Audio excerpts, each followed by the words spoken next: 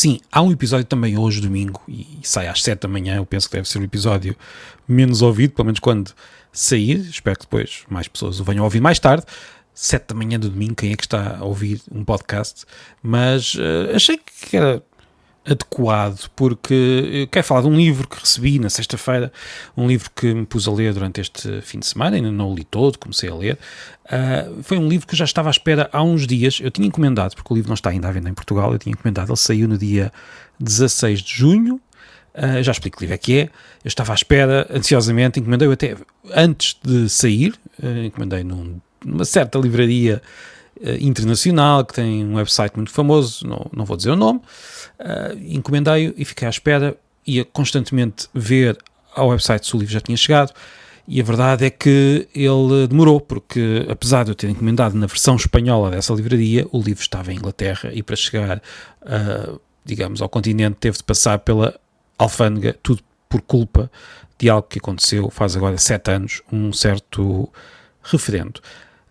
Ele lá ficou a passear um bocadinho, a descansar na Holanda, à espera de ser desalfandegado, e depois lá veio por aí fora, pela Europa fora, até chegar a Espanha. Depois de Espanha chegou a Portugal, e eu estava constantemente a ver, às vezes acontece isso, quando estou à espera de um livro, estava constantemente a ver se ele aparecia ou não, e o que é certo é que de repente, na sexta-feira, apareceu a indicação de que o livro tinha sido entregue, mas eu não o tinha recebido.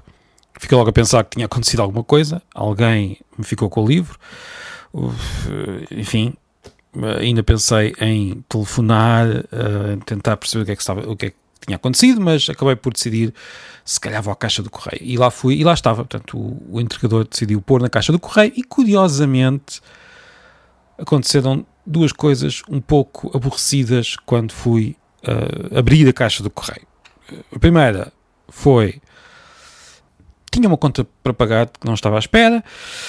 Vi logo, ainda antes do livro, e a caixa do correio estava quase estragada, quase a abrir-se. Aliás, eu nem precisei de usar a chave para se abrir. Não sei o que aconteceu, não sei se foi por causa do livro, mas estava quase estragada. Mas o que é certo é que, apesar de ter a caixa do correio quase estragada, apesar da conta, foi uma viagem feliz à caixa do correio, porque tinha o tal livro que estava à espera. Agora, o certo é que a maior parte das pessoas vão achar que um livro que me deixou tão feliz, mesmo perante uma caixa do correio quase destruída, eu depois consegui arranjar, não era assim tão difícil, era ali um parafuso que tinha saltado, mas perante isto e perante a conta, mesmo assim eu estava com aquele sabor difícil de descrever, aquela sensação de novidade, de ter qualquer coisa para... É quase como uma criança a receber um brinquedo. A maior parte das pessoas pensa que este livro será um livro de humor, será um livro, um romance, será um livro do nosso escritor preferido, e até era, de um escritor que eu gosto muito, mas era também um livro que a maior parte das pessoas iria associar a trabalho e não a prazer. É um livro de estilo, da língua inglesa, neste caso, chama-se Writing with Style, é o livro de estilo da revista The Economist, escrito por Lane Greene, que esteve cá em Lisboa há umas semanas, convidei-o para falar na FCSH, da Universidade Nova de Lisboa. Ele esteve cá e falou deste livro, falou muito deste livro. É um livro muito interessante para quem tem de trabalhar também com a língua inglesa, e eu, como trabalho na área da tradução, no ensino e também com a língua inglesa, eu quis ter este livro o mais depressa possível, e assim encomendei-o. Porque nestas questões dos livros de estilo, no fundo isto é o que nós chamaríamos em português um prontuário. É um livro de estilo preparado para aquela revista em particular, mas que é muito útil para outras publicações, para quem quer escrever, principalmente na área do jornalismo, mas não só. A verdade é que quem gosta de línguas gosta também de saber quais é que são os conselhos, quais é que são as regras, as que saíram, as que entraram, porque estas coisas vão mudando. As regras de etiqueta da língua.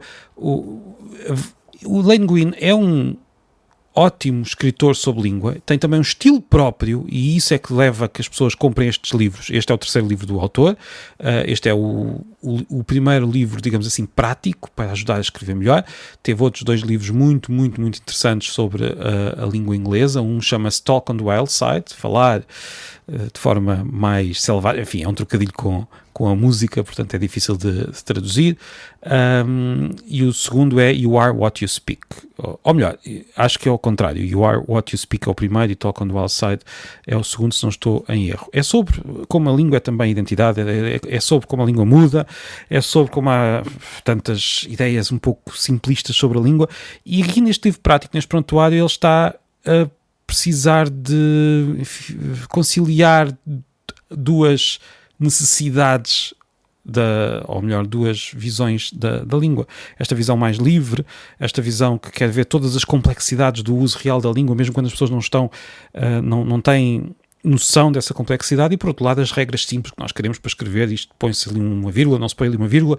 O problema é que estas regras simples muitas vezes são confundidas com regras inventadas, e é difícil explicar por que razão é que, mesmo que alguém, no caso do inglês, ouviu há muitos anos alguém dizer que não se podia dividir os infinitivos, o famoso split infinitive, que essa regra é absolutamente inventada. É uma regra que surgiu na cabeça de alguma pessoa, era um capricho, e de repente tornou-se na cabeça de outras pessoas uma regra do inglês que não é, e hoje em dia ninguém conseguirá encontrar um livro minimamente, digamos, credível que diga que os split infinitives são proibidos.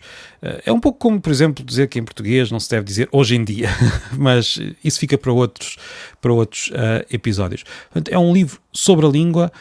Eu ainda não o li todo, já comecei a ler, tem uma parte introdutória muito interessante sobre a história da língua, porque a razão é que o inglês tem muitas vezes, e era algo que eu já sabia, mas gosto sempre de ler outra vez e ler desta forma tão bem escrita, porque é que o inglês tem muitas vezes palavras mais curtas de origem anglo-saxónica e palavras mais compridas de origem latina, e o que é que esta duplicidade tem de relevante para quem está a escrever.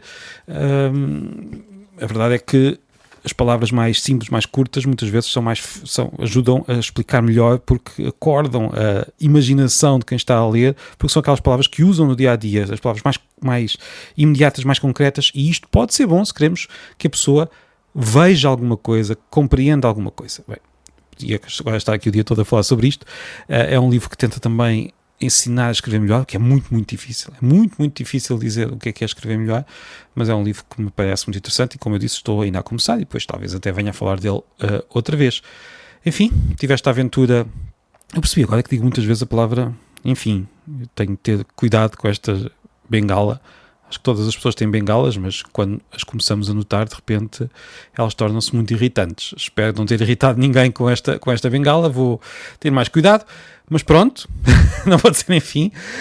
Vou terminar este episódio e amanhã teremos mais episódios. Esta semana vamos falar de vários livros um pouco mais estivais, mais de verão.